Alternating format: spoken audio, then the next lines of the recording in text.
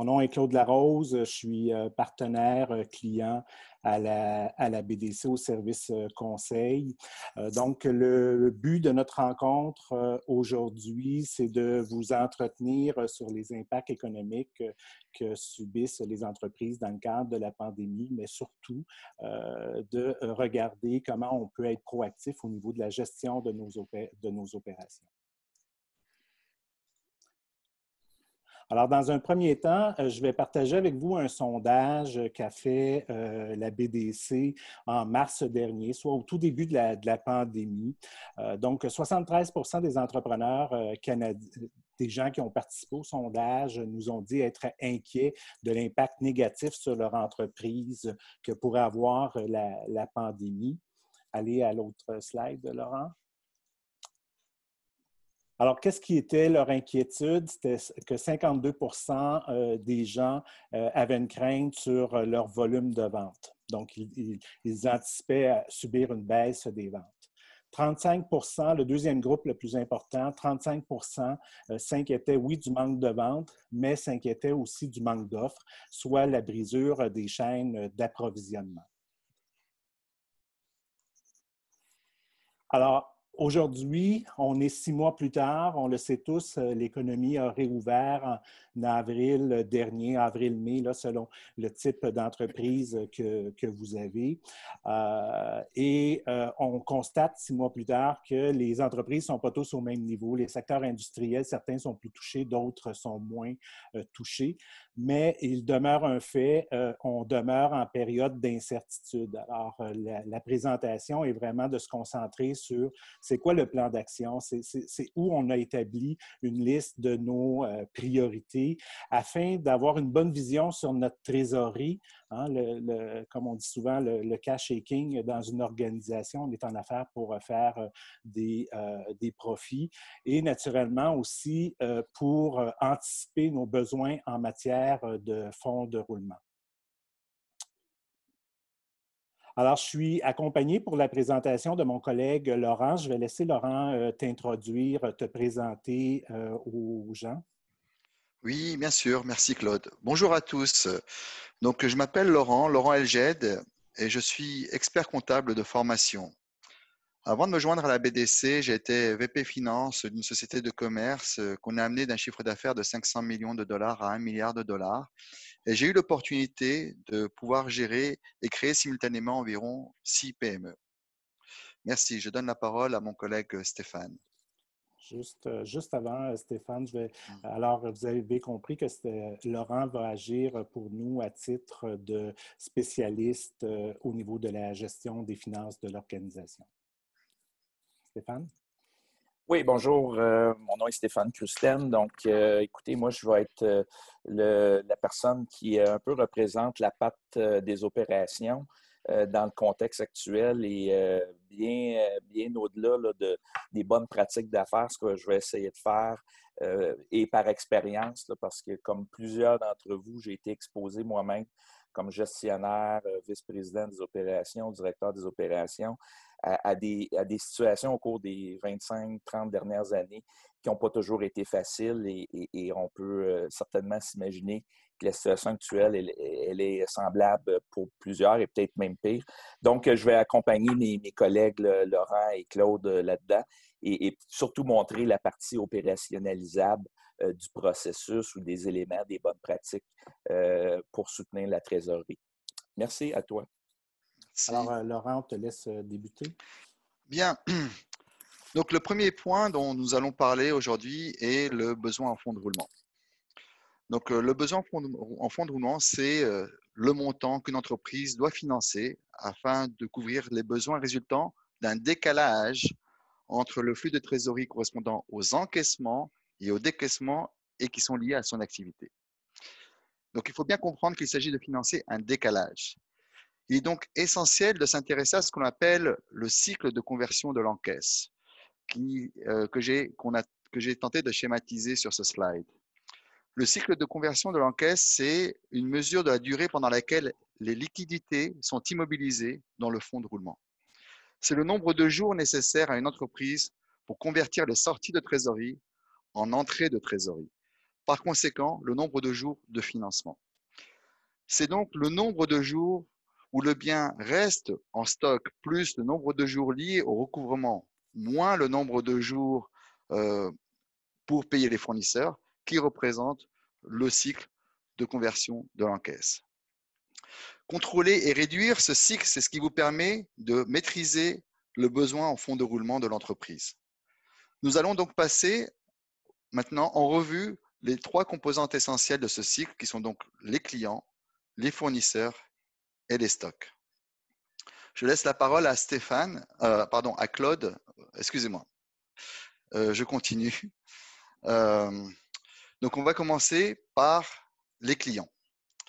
Ils sont votre source normale d'argent pour vos activités quotidiennes. Il est essentiel de constamment communiquer avec vos clients principaux pour déterminer si les commandes en cours et prévues sont maintenues. En effet, l'annulation d'une commande non anticipée résulterait d'un stock qui resterait invendu durant une période qui pourrait s'avérer plus longue que la normale, ce qui impacterait le cycle de conversion de l'encaisse. Il faut proposer des solutions supplémentaires à vos clients également. Cela pourrait être par exemple de proposer des formules de leasing ou de location ou encore des formules de souscription au lieu de la vente traditionnelle. Ces formules ont souvent des meilleurs cycles de conversion de l'encaisse et pourraient même vous permettre d'attirer de nouveaux clients. Le meilleur moyen d'être innovant serait d'organiser des séances de remue-ménage régulières avec vos employés. En effet, ils sont souvent une mine d'or en matière d'idées.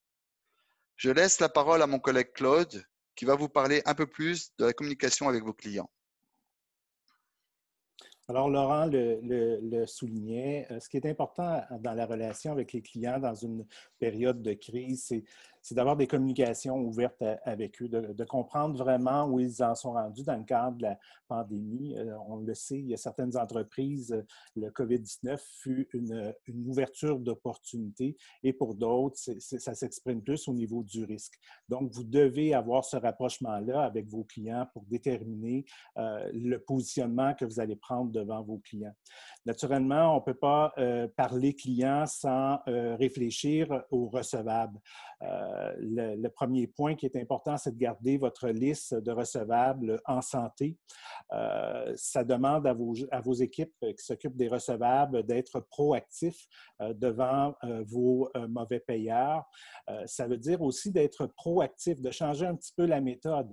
Au lieu d'attendre que le client nous paye, c'est de faire un appel amical où on va solliciter son paiement à une telle date, ce qui nous permet de relancer le client pour, si jamais il fait défaut de faire son paiement, et d'ouvrir une discussion avec lui sur des modalités de paiement pour qu'il puisse remplir ses engagements.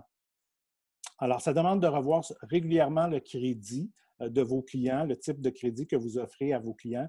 Mais la chose à ne pas faire, c'est de laisser vos recevables tomber dans le 90, le 120 jours. On le sait tous, plus un recevable est retardé, bien plus il est à risque. Ce que nous vous encourageons également à faire, c'est de planifier des rencontres entre votre équipe des ventes et votre équipe des recevables, que le message soit clair, que vos gens recevables aient une bonne compréhension de la situation dans laquelle vos clients se trouvent et du même coup que vos équipes de vente soient au fait du risque que représentent certains clients pour peut-être ne pas les solliciter aussi fréquemment dans le cadre de leur situation plus délicate.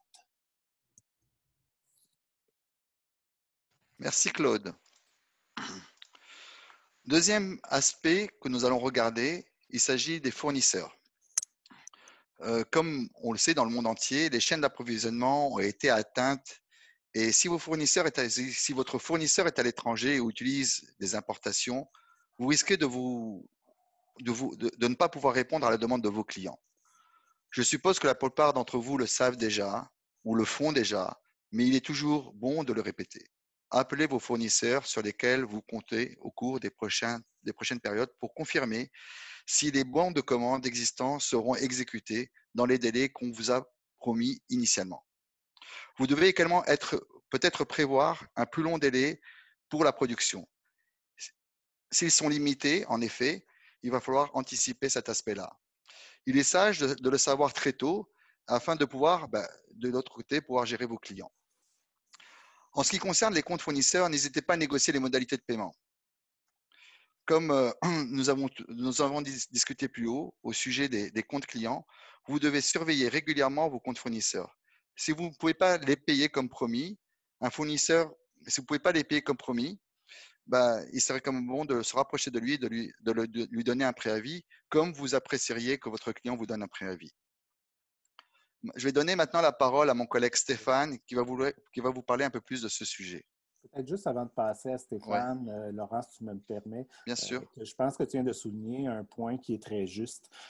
Il est important de prendre soin de nos recevables, mais il est aussi important de prendre soin de nos payables.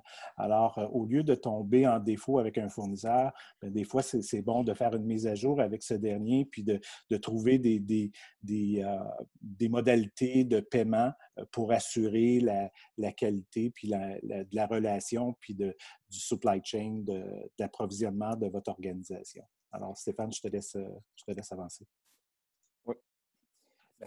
Merci, Laurent et Claude. Pour faire juste du pouce sur ce qui a été dit jusqu'à maintenant, puis je ne vais pas tomber dans le détail, mais pour vous tous là, qui vivez dans des contextes peut-être différents, mais à certains égards, vous pouvez avoir un stress au niveau de votre trésorerie. Bien, sachez que dans le fond, là, il y a des principes de base qui nous fait plaisir de partager. Puis comme on le disait, là, sûrement que vous en vivez aujourd'hui les conséquences ou vous exécutez là-dedans. Mais ce qu'il faut surtout se rappeler, c'est les pratiques qui nous permettent de tomber dans les zones payantes. Et quand on regarde la gestion qu'on doit faire de cette trésorerie-là, bien, on a parlé des fournisseurs, on a parlé des ventes. Mais quand on parle de fournisseurs, pour nous autres, bien, ce qui est important, c'est d'identifier vraiment les gens dans vos équipes qui sont en lien avec ces gens-là, qui sont probablement des partenaires. Et si toutefois vous avez eu des positions difficiles avec certains d'entre eux, bien, c'est certainement l'occasion de vous positionner dans une relation ou un échange parce qu'un peut entraîner des difficultés à l'autre. Donc, ça, c'est fondamental. Et à tout point, parce que votre propre offre à vos clients va pour en dépendre, bien, vous devez gérer votre risque là-dedans. Classifier vos produits, puis reparamétrer. On voit beaucoup de situations encore aujourd'hui où, parce que dans certains d'entre vous, il va être des systèmes experts, bien, on fait du réapprovisionnement un peu les yeux fermés. Puis encore cette semaine, j'ai été témoin en partageant, en validant des choses avec des clients qui, dans le fond, ils n'avaient pas mis à jour ces paramètres. Donc, on poursuivait nos réapprovisionnements un peu à l'aveugle. Donc, vous allez me dire c'est simple, mais c'est des pratiques aussi simples qui peuvent nous aider. Enfin, je vous dirais juste que pour chacun des actions du groupe qui touche les fournisseurs, que ce soit au niveau des payables, mais aussi des approvisionneurs, bien, sachez qu'il faut juste entre nous établir une stratégie. Puis tout ça dans un moment où il y a une certaine incertitude dans le marché. Donc, je pense que c'est des tips qui sont nécessaires d'être complémentaires, d'être dits ici. Laurent, c'est à toi. Merci. Donc, nous avons là actuellement passé en revue l'aspect besoin en fonds de roulement, mais en l'approchant sous un autre angle qui était le cycle de conversion de l'encaisse. Maintenant, ce que l'on va parler, c'est plus au niveau du contrôle des coûts. Donc, concernant cette question-là, très souvent, ce qu'on voit, c'est que lorsqu'il s'agit de contrôler les coûts, on donne la main aux fonctions administratives et financières qui, eux, se basent sur les chiffres en valeur absolue ou sur des ratios et on commence à couper à gauche et à droite. Le problème, c'est que souvent, ces fonctions-là sont déconnectées de la réalité du terrain et on ne se rend pas compte, mais lorsqu'on coupe quelque chose, lorsqu'on coupe un chiffre, très souvent, ça a un impact sur le terrain et la réalité, l'impact peut être complètement différent de l'effet escompté. En effet, il ne faut pas oublier que l'information financière, c'est tout simplement une traduction, une conversion des activités réelles, des opérations en chiffres. C'est une standardisation. Donc, si on coupe un chiffre, on affecte automatiquement une opération sur le terrain. Et cette opération-là, elle aurait pu s'avérer peut-être soit essentielle, on n'a pas communiqué non plus avec les acteurs, et ça peut créer soit des frustrations, et puis souvent, ça peut entraîner, finalement, au lieu de faire une économie, à terme, ça engendre des coûts supplémentaires.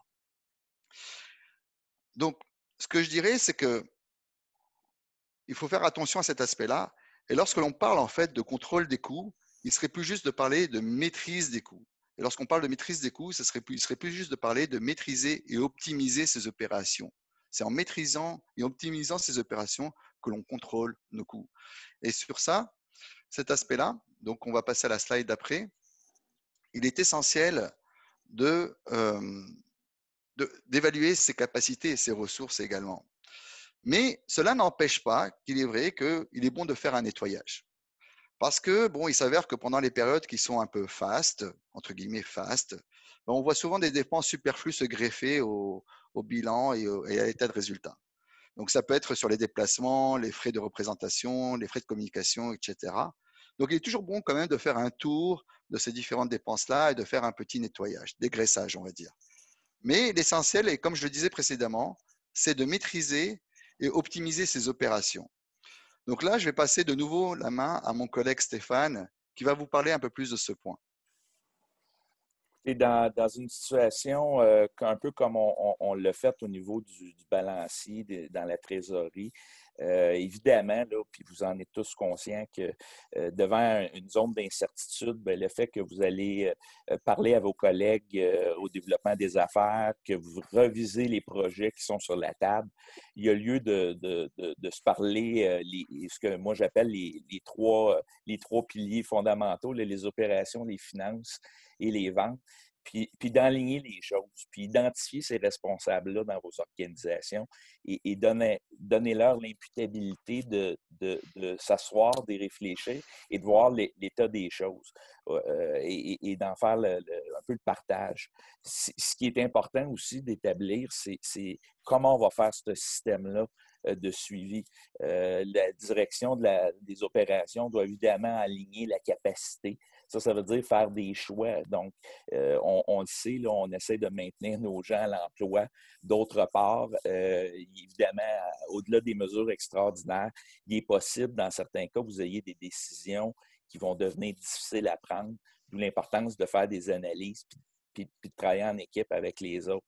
Donc, les meilleurs moyens que j'ai vus par le passé sont ceux qui ne permettent pas juste de le regarder d'un point de vue comptable, au niveau de la trésorerie et ultimement de la rentabilité, parce qu'on va se le dire, là, il y a souvent une opportunité aussi de lester des opérations, des activités qui, on le sait, là, qui apportaient une certaine valeur pour le client, mais d'autre part, qui étaient peut-être dans certains cas moins profitables pour l'organisation.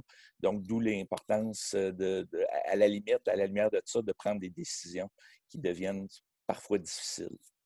Moi, je pense que tu amènes un point qui est important, puis je pense qu'on peut partager une bonne pratique, surtout dans la période où on est présentement. En production, vous faites ça souvent. Vous faites souvent des réunions de 15 minutes, 5 minutes à tous les matins pour donner un peu la performance de la veille, ce qu'on anticipe durant la journée. C'est un peu ce qu'on valorise, si je ne me trompe pas, Laurent et Stéphane, auprès de toutes les équipes, qu'il y ait un trait d'union au quotidien, rapide, où votre directeur des ventes, votre directeur de production, votre CEO, votre CFO, votre contrôleur, là, toute l'équipe de gestion puisse avoir un point rapide puis se faire une idée de l'évolution dans laquelle vous êtes et d'avoir des réunions qui sont plus formelles qui, elles, peuvent durer quand même là, des demi-journées. Mais c'est important, en période où il y a de l'incertitude, de se parler régulièrement. Même si on a peu de choses à dire, si ça dure 5 minutes, ça dure 5 minutes. Mais si ça prend 15 minutes, qu'on se pose des vraies questions puis qu'on ait tous la même vision et la même orientation. Juste créer l'occasion est un excellent point, là, effectivement. Ouais. Merci. Puis surtout de nos jours, quand même, avec les technologies actuelles, c'est facile de se rencontrer. Et autant avant, il fallait la rencontre physique qui pouvait créer quand même certaines difficultés. Aujourd'hui, avec les ressources actuelles, comme on est là tous ensemble sur Zoom, c'est beaucoup plus facile de se réunir et de partager l'information. Donc, c'est vraiment une pratique qui aujourd'hui est tout à fait faisable. peut-être, je vais rajouter juste sur la question des ressources et je vais le faire de façon très rapide. Moi, je vais vous dire, cet élément-là, pour moi, est essentiel et mes collègues aussi. N'oubliez jamais que dans cette période de turbulence-là, vous certainement, qui êtes entrepreneur, gestionnaire, avez des gens autour de vous. Donc, assurez-vous qu'ils comprennent la mission que vous avez, les niveaux de difficulté que vous avez. C'est souvent, euh, c'est souvent oublié. Et au-delà de ça, comment on peut aller chercher des talents qui sont inexploités, des opportunités dans lesquelles on fait des mutations latérales. Je pense à quelqu'un qui était au payable. Bien, peut-être qu'elle va travailler plus étroitement avec la personne qui en fait les achats. Est-ce que même il y aura combinaison de rôles et responsabilités? Il faut, je pense, être out of the box un peu, puis la communication est au cœur de ça. C'est Richard Branson qui disait, si vous prenez soin de vos employés, bien, ils vont prendre soin de votre business. Je pense que c'est tout à fait approprié ici. Et puis comme ça avait été cité un peu plus haut, au niveau de un peu quelque part trouver des nouvelles solutions, faire des sessions de remue-ménage avec vos employés, c'est vraiment quelque chose de très intéressant qui a été fait. Moi, je l'ai vu, ou je suppose que certains d'entre vous là l'ont vu également dans d'autres entreprises. Vos employés, c'est une mine d'or d'idées, c'est une mine d'or en matière d'innovation, et c'est vraiment quelque chose à développer. Maintenant, je passerai à l'étape suivante, qui est un outil dont je pense qu'il faut parler, qui est essentiel, c'est le tableau de flux de trésorerie. On a parlé un peu plus haut du besoin en fonds de roulement, on a parlé du contrôle des coûts, on a parlé de plusieurs choses, et puis pas mal de termes qui reviennent. Parmi les mots qui reviennent, c'est trésorerie, c'est encaissement, décaissement. Donc tout ça se consolide où? Se consolide au niveau du tableau de flux de trésorerie. Et le tableau de flux de trésorerie englobe plus que ça, en fait. Il englobe pas seulement les aspects opérationnels, il englobe aussi les aspects liés aux investissements, il englobe les aspects liés au financement.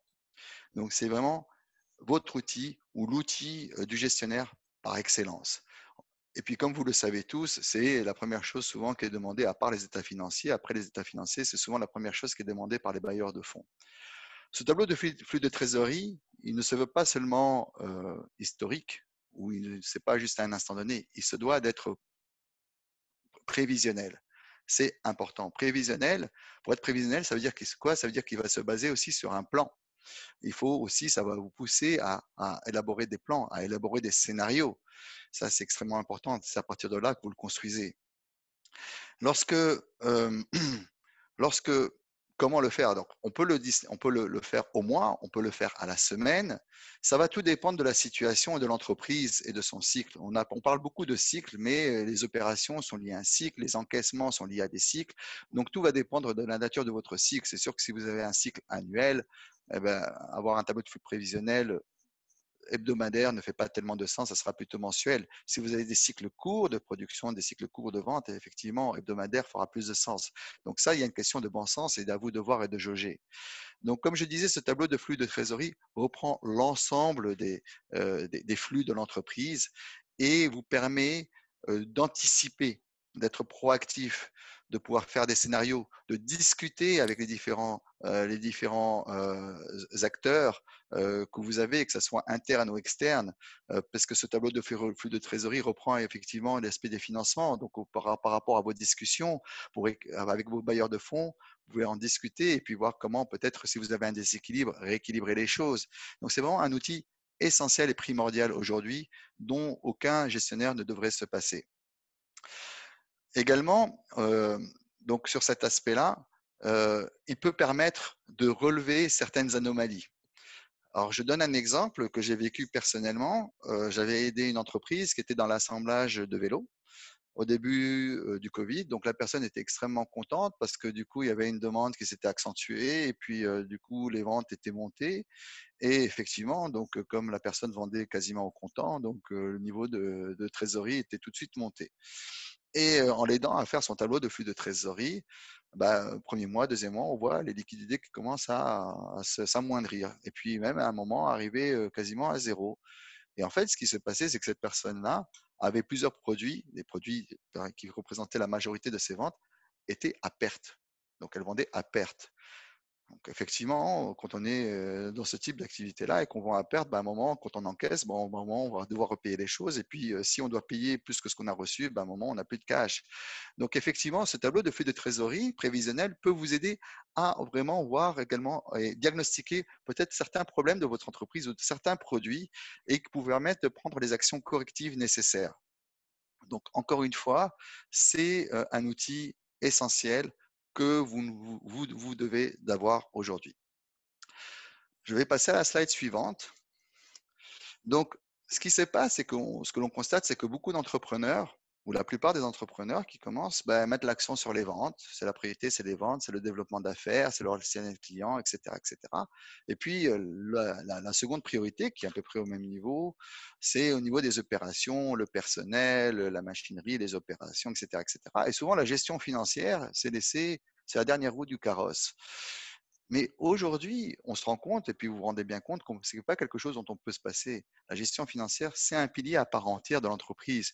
Comme je disais, chaque opération, chaque transaction, chaque action est traduite en chiffres. Et cette gestion financière, l'information financière collecte ces chiffres et permet de comprendre, de prendre la température et de prendre les décisions. Et aujourd'hui, il est quasiment nécessaire à un entrepreneur, à un gestionnaire, d'avoir les notions de base, du moins, de la gestion financière, telles que qu'est-ce qu'on appelle coûts variables et coûts fixes. Parce qu'en effet, si vous avez une structure qui est basée plus sur les coûts fixes, vous perdez en flexibilité.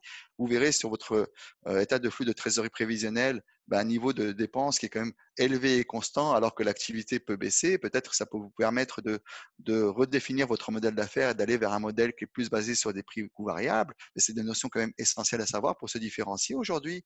Si vous voulez faire une différenciation par les coûts, ou si vous voulez faire une différenciation selon votre stratégie, c'est quand même quelque chose d'essentiel. Également, la notion de prix de revient. Là, je parlais juste avant de l'entreprise qui faisait l'assemblage de vélos, qui en fait avait certains produits qui étaient des produits, qui étaient la majorité de ses ventes, qui étaient à perdre. Donc, c'est des choses dont on ne peut pas se passer.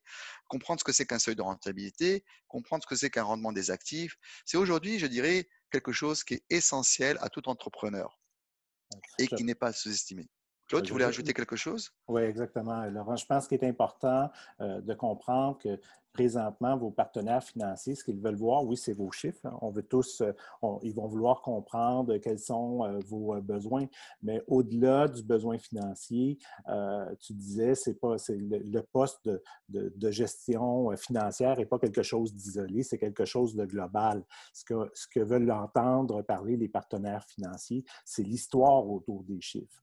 On est habitué, on le sait tous, en affaires, c'est un cycle de vie économique. Donc, il y a des périodes qui sont hautes, mais il y a des périodes qui sont plus difficiles, ou enfin, sans dire difficiles, qui ne sont pas autant dans l'enthousiasme, disons-le comme ça. Donc, c'est important de pouvoir parler aussi, au-delà des chiffres, de ses clients, de rassurer les gens. Il y a de l'espoir dans notre entreprise. Au niveau des opérations aussi, d'être capable de façon factuelle de présenter des faits d'opération, démontrer qu'on est en contrôle. Merci. D'ailleurs, si je peux me permettre de rebondir, je fais un saut en arrière. La première ligne du tableau de gestion, le tableau de flux de trésorerie prévisionnelle, c'est l'encaisse, les ventes. Donc, ça s'appuie sur un plan d'action. Donc, quelque part, vous devez avoir fait vos scénarios, vous devez avoir fait vos projections. Ça s'appuie sur un plan, ça s'appuie sur une stratégie. Ça va vous pousser à aller vers ça. Et ce sera l'histoire que vous devrez fournir avec ce type d'outils ou de tableau ou de rapport. Tout à fait.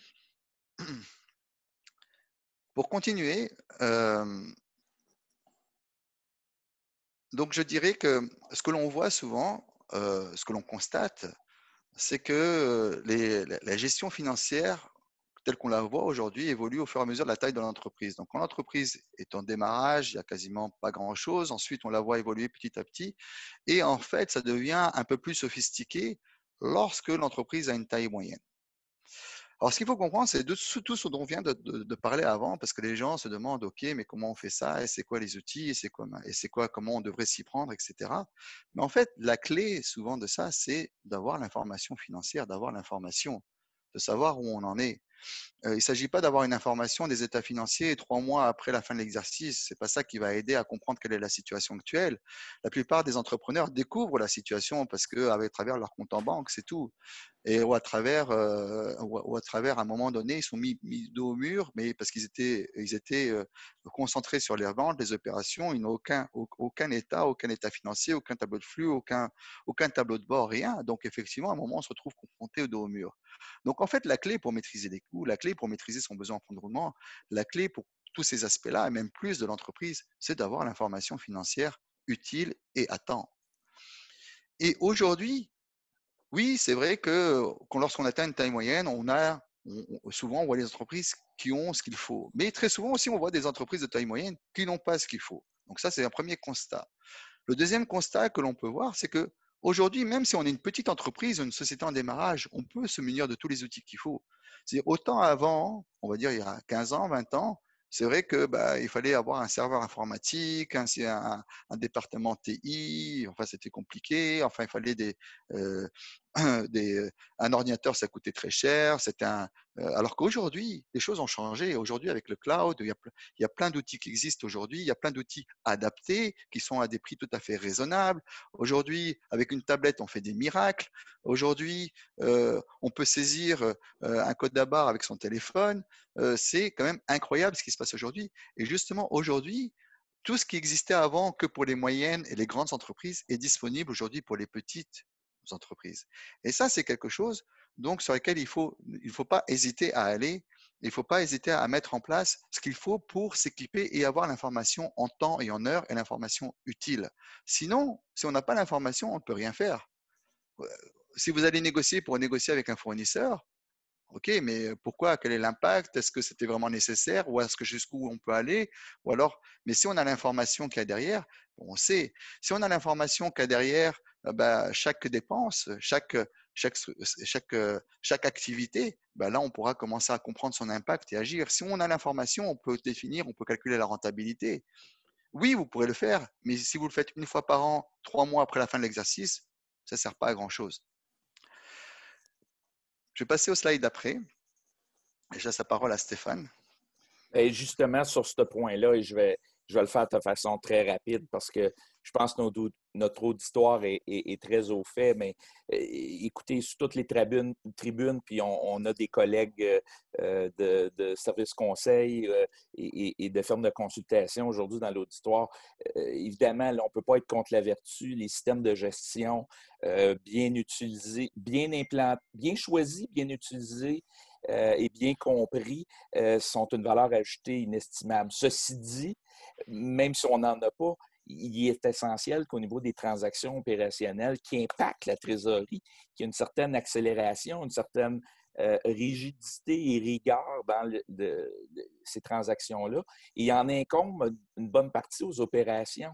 Donc, c'est là où il y a un rôle important pour les opérations, au-delà de l'équipe financière, au-delà de l'équipe des ventes, mais aussi dans les opérations, à faire comprendre que ce mouvement-là doit être rapide et fait dans un temps prescrit. Combien on voit encore des responsables, des ressources là, avec des piles de comptes payables sur des bureaux. Évidemment, là, c'est des choses qu'il faut travailler. Et donc, en fin de course de tout ça, c'est que la planification opérationnelle puis tout ce qui en découle va être aussi bonne qu'on va pouvoir fournir une planification financière qui est sur le sens du monde.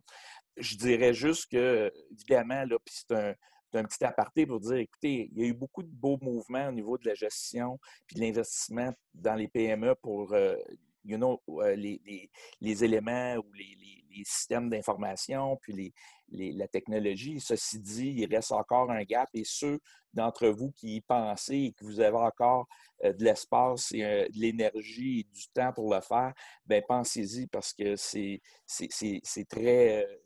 très clairement défini que ce qui se faisait avant en 10 jours est rendu maintenant en 2 jours et l'évolution est juste exponentielle. Donc, il va falloir avoir ça dans votre radar pour vos mouvements moyen terme à tout le moins. Merci Stéphane. Donc, in fine, cette information financière, comment elle doit se décliner? Bon, on a vu, bon, bien sûr, il y a des rapports tels que le tableau de flux de trésorerie prévisionnelle, qui est un outil qui est plus dédié aux gestionnaires. Mais également, il y a ce qu'on appelle les tableaux de bord. Les tableaux de bord, une fois que tout est mis en place, il est important d'avoir des tableaux de bord dynamiques et pertinents. On revient toujours sur l'aspect de la pertinence. Ce que l'on voit souvent, c'est qu'il y a toujours un tableau de bord financier, donc marge brute, ratio, ou alors, comme on disait, comme ça avait été cité plus tôt, là, la production a ses propres tableaux de bord. Mais il y a rarement des tableaux de bord qui lient les uns avec les autres. Or, comme on a discuté un peu plus tôt, l'information financière est tirée des opérations, des transactions. C'est quelque chose qui doit permettre d'avoir un feedback, finalement, un retour d'information, de savoir si ce qu'on a fait est performant ou pas. Et il est très important, il est essentiel aujourd'hui de développer des tableaux de bord qui sont un peu plus intelligents, entre guillemets, et qui vont permettre de lier les opérations à les aspects financiers et de faire le pont entre les deux. Également, là, comme on le disait plus tôt, là, c'est d'où l'intérêt d'avoir des réunions communes, là, multidisciplinaires, où les uns vont se parler avec les autres, où le financier va mieux comprendre les opérations vont mieux comprendre l'impact de ces actions sur le financier. Et puis, c'est là d'où partent les idées, et puis on commence à discuter et puis trouver des suggestions qui permettent d'améliorer la productivité et puis donc justement de contrôler les coûts. Donc, c'est vraiment cet aspect-là aujourd'hui sur lequel je voudrais insister, c'est de dire que euh, les tableaux de bord purs KPI d'opération, oui, les tableaux de bord purs financiers, oui, mais aussi de trouver les tableaux de bord qui vont lier les uns avec les autres. Et ça va être le rôle du gestionnaire d'agir en chef d'orchestre pour pouvoir justement mettre en place ce type de tableau de bord, qui est, à mon avis, l'évolution nécessaire et normale de toute entreprise aujourd'hui. Stéphane, je te laisse la parole. Oui, ce que peut-être ici on veut partager avec vous, c'est ça semble complexe, mais ça ne l'est pas. L'idée en arrière de cette diapositive-là, c'est de faire réaliser que dans le fond, au-delà des systèmes, puis vous comprendrez que dans notre message aujourd'hui, on parle un peu de technologie, on en fait un peu l'état parce que ça devient un incontournable et parce que les entreprises qui vont perdurer et travailler vont devenir nécessairement numériques. Bon, ça, on le comprend. Maintenant, dans le cycle avec lequel on veut travailler dans le but de se confiner à, puis je ne fais pas de jeu de mots ici, mais à regarder notre travail au niveau de la trésorerie, bien, il y a lieu qu'en équipe, on soit capable chacun d'avoir nos outils. Puis la première chose, évidemment, que je vais vous dire, comme gars d'opération, c'est que l'évaluation de ce qui est pris en compte au niveau de la demande client qu'on a parlé au tout début demeure une donnée essentielle pour laquelle, évidemment, qui est une composante importante. Et donc, le tableau de bord qui vient avec ça ou les outils qui viennent avec ça doivent être à la limite développés, peu importe la plateforme, peu importe l'outil, ça n'a pas trop d'importance, mais à tout le moins, ils doivent être connectés avec un plan opérationnel. Certains d'entre vous comprennent que je parle ici d'un sales and operation où on dit, bien, est-ce que ce que je suis aligné pour produire va bien répondre à ce que mes clients ont besoin aujourd'hui? Donc, ça, c'est essentiel. La troisième part, c'est de s'assurer qu'évidemment, nos fournisseurs et nos services vont pouvoir suivre. À ce titre-là, les gens qui travaillent en collaboration au niveau du procurement et des recevables seront évidemment, là, les payables, excusez, seront évidemment au milieu de la discussion. Donc, ce que nous, on recommande et on voit dans les pratiques qui sont très bien faites au niveau des entreprises qui font face à ça, c'est qu'ils sont capables de s'asseoir souvent après un meeting des opérations ou production, classiquement, là, comme Claude le décrivait tout à l'heure, soient capables de prendre un step back dans la journée ou dans la semaine pour dire, OK, ça, c'était notre plan au début de la semaine, où on en est rendu, quel est l'état des choses par rapport à notre flux de trésorerie que Laurent nous a parlé. Et donc, ça devient le roadmap pour l'organisation, le temps qu'on passe à travers et qu'on prenne les décisions qu'on a à prendre au niveau de l'organisation. Donc, c'est un cycle de gestion qui devient assurément une bonne pratique pour des moments plus cléments, mettons. Mais ce qu'il faut comprendre, c'est que il n'y a pas de chef d'orchestre unique. Il y a juste une équipe de 3 pattes qui devraient travailler ensemble pour faire arriver ce travail-là. Puis ça va au-delà de tout vent et tempête, là. Il nous reste 3 minutes, les amis, alors on va essayer d'avancer un peu. Oui, je pense qu'on arrive vers le dernier slide. Mais juste avant, je vais prendre quand même une minute pour ça, parce que souvent les gens cherchent une recette magique pour réduire leur fonds de roulement, une recette magique pour réduire leurs coûts, ou les conseils où il n'y a pas de recette magique. Chaque entreprise est particulière.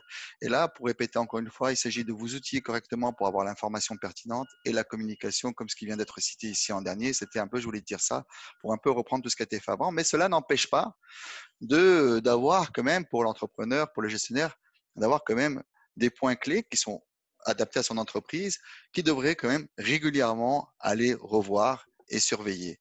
Bon, là, c'est juste un exemple, hein, c'est pas quelque chose qui bon, il y a peut-être certains de ces exemples peuvent s'appliquer à vous, mais l'idée c'est de mettre un peu ce même type de tableau de suivi et puis régulièrement de faire le tour pour vous assurer que vous avez fait le tour de l'ensemble des points. Donc, moi, de mon côté à moi, j'ai un peu fini ce que j'avais à dire. OK. Moi, je vais conclure en disant faites participer vos équipes dans la période de la pandémie que l'on connaît. On est conscient qu'il y a beaucoup d'insécurité. Faites des réunions régulières, pas seulement les gens de la production, mais de l'ensemble de votre organisation. Donc, emmenez les équipes à se parler de façon très dynamique. Révisez de façon régulière votre trésorerie, c'est très important.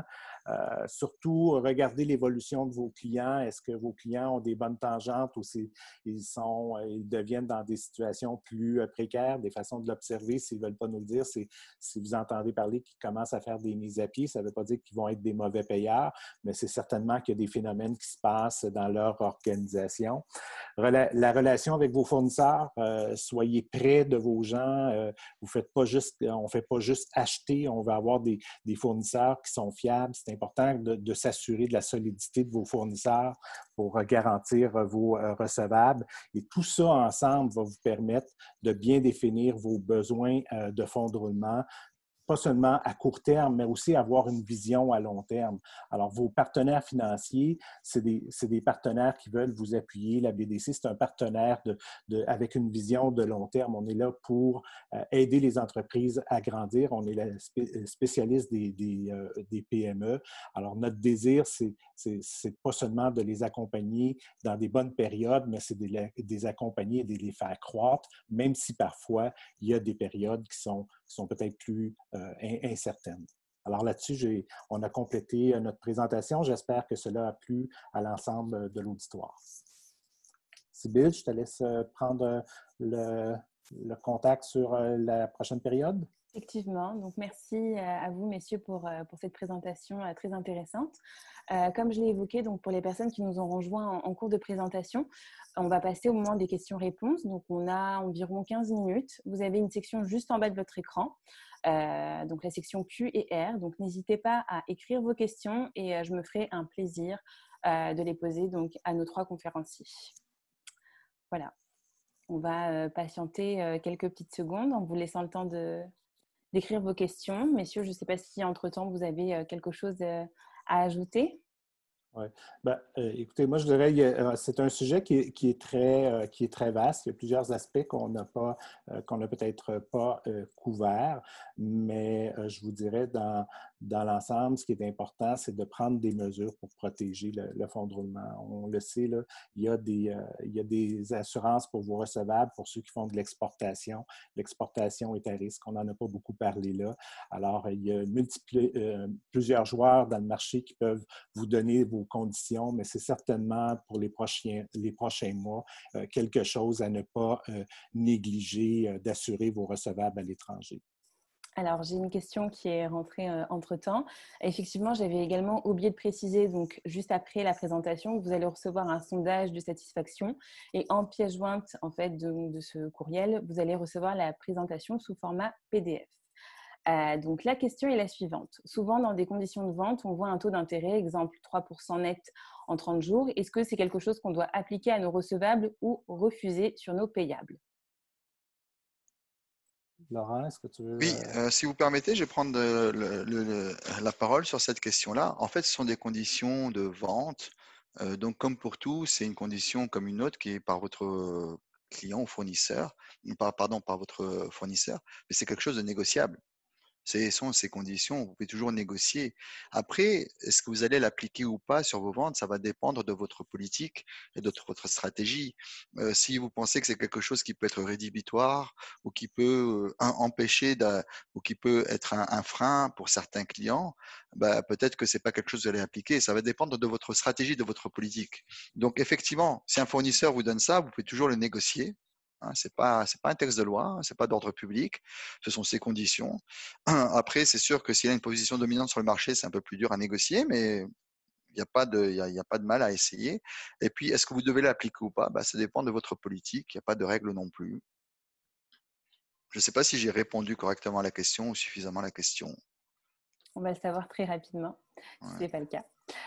J'ai une autre question. Donc, est-ce que c'est une bonne idée de prendre un prêt pour augmenter les liquidités et dans quelles conditions?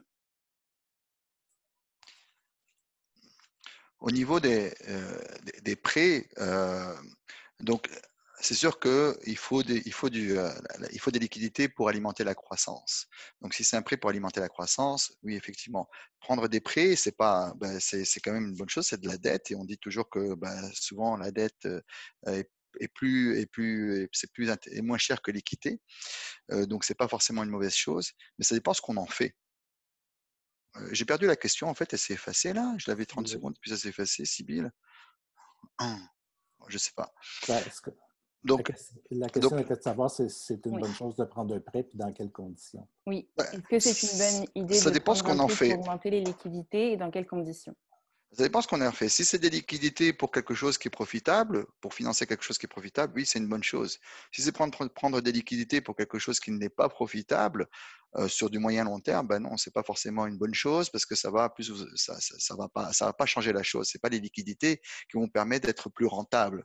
Donc tout va dépendre de votre activité. Mais prendre un prêt à un taux qui est inférieur à votre rentabilité, c'est quelque chose qui est intéressant. Il faut connaître ainsi votre rentabilité.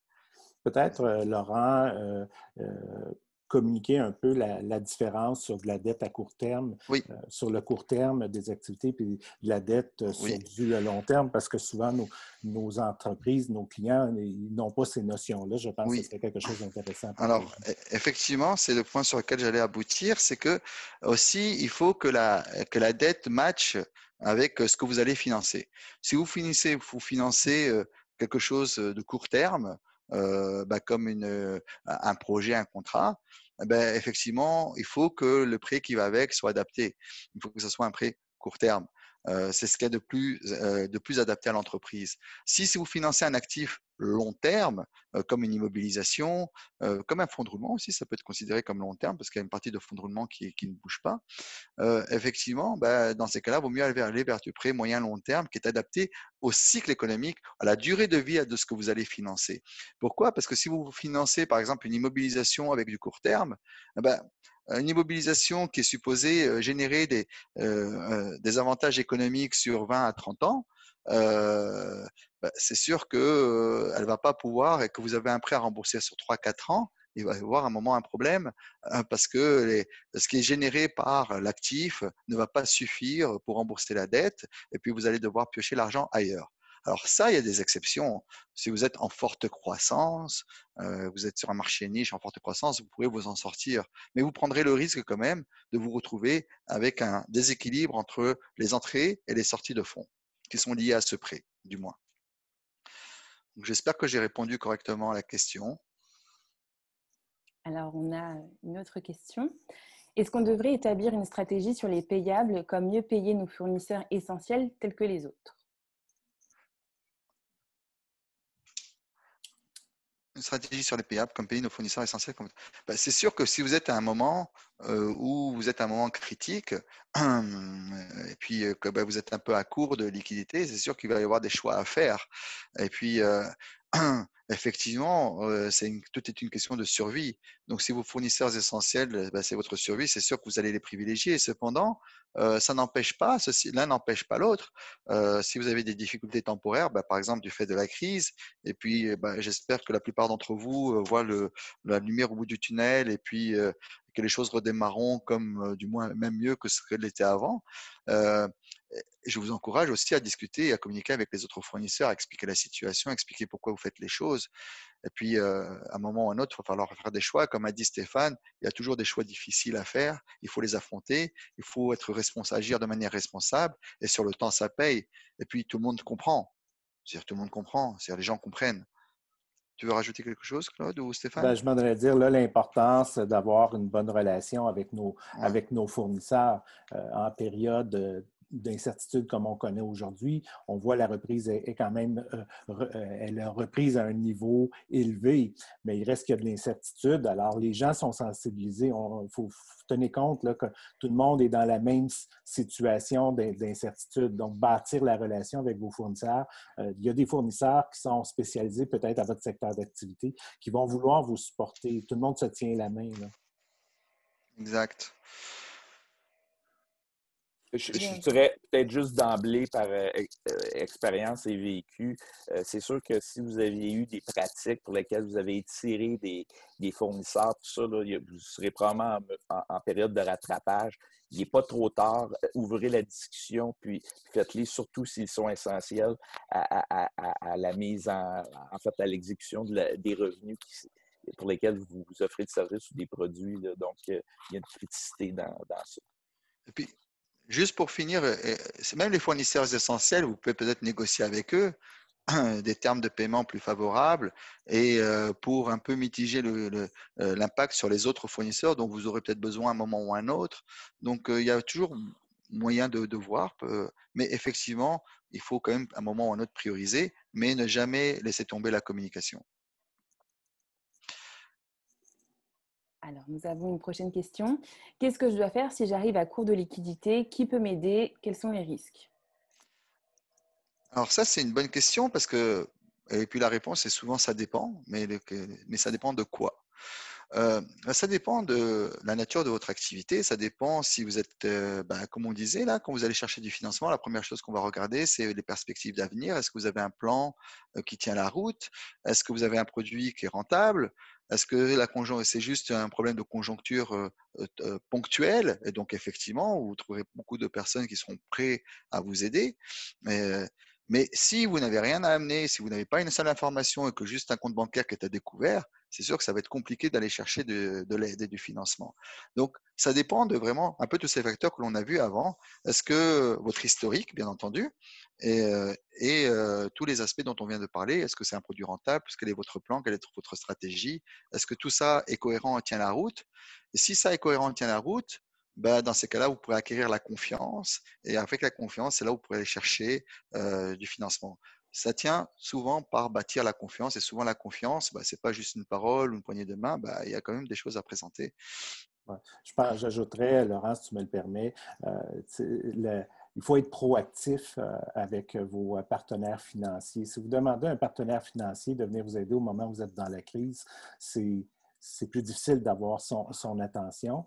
Par contre, moi, je vous encourage à émettre vos vœux. C'est là l'importance de ce qu'on vous a présenté aujourd'hui, d'avoir une trésorerie qui est saine, d'être capable d'établir son fonds de roulement sur vos besoins à court terme, vos besoins à long terme et moi, ce que j'appelle toute l'histoire qui va autour. Quelle est la situation de vos clients? Quelle est votre situation avec vos fournisseurs en date d'aujourd'hui? Quelle est votre situation pour faire la production de vos produits ou de vos services? Donc, peut-être ce que je peux ajouter, c'est que si vous avez des besoin d'informations plus détaillées, là, naturellement, on ne peut pas rentrer dans le détail de chacun des clients, mais je vous invite à prendre contact avec le service client de la BDC. Là, vous avez les coordonnées dans le bas de la diapositive où on va se faire un plaisir là, de discuter avec vous de votre situation et de l'aide que vous pouvez avoir. Alors, on a encore le temps pour une dernière question. Donc, n'hésitez pas à écrire dans la section Q et R si vous avez une dernière question à poser à nos conférenciers avant de remettre fin à ce webinaire. On va patienter quelques petites secondes.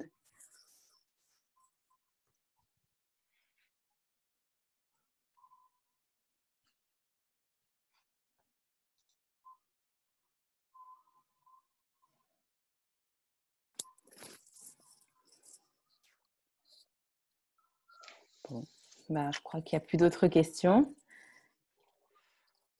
Écoutez, messieurs, merci pour cette présentation très intéressante. Merci à tous les participants ce midi d'avoir été présents. Donc, comme je l'ai évoqué, vous allez recevoir un sondage d'ici quelques minutes. Je vous demanderai de prendre le temps vraiment d'y répondre pour qu'on puisse continuer à vous proposer donc, des webinaires en lien avec vos activités et vos problématiques. Concernant donc les prochaines activités de STIC, je vous invite à continuer à rester informés en visitant notre site internet www.stic.com. Les prochains webinaires STIC donc, du mois d'octobre seront plus en lien sur la thématique du développement des affaires. Concernant nos 2 prochains événements, donc le 19 octobre avec la 5e édition du symposium sur la thématique de la défense et de la sécurité, et notre événement phare, bien évidemment, le 20 octobre, donc la 14e édition de notre journée d'honneur d'ordre. Donc, restez informés, surveillez bien vos courriels et je vous dis donc à très bientôt. Merci à tous et très bonne journée. Merci, Sylvie. Merci. Au revoir. Au revoir.